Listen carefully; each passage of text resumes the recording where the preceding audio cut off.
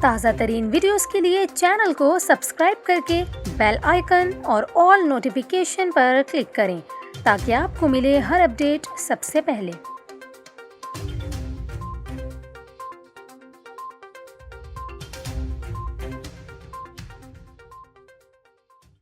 السلام علیکم، میں ہوں آپ کے ساتھ کومل خان اور آپ دیکھ رہے ہیں نیوز 24/7 اردو۔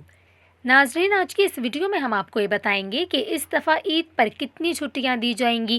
عید کی چھٹیوں سے متعلق وفاقی وزراء کے بیانات بھی سامنے آ رہے ہیں۔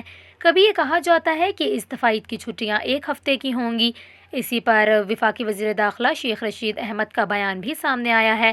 انہوں نے کہا کہ عید الفطر کی چھٹیوں کے بارے میں ابھی تک حتمی فیصلہ نہیں ہوا، لیکن آپ کو بتائیں کہ وفاقی وزیر اطلاعات فواد چودھری کا یہ کہنا ہے عید کے لیے اس دفعہ 5 چھٹیاں دی جا رہی ہیں، لیکن اب تک سرکاری سطح پر اس کا اعلان نہیں ہوا۔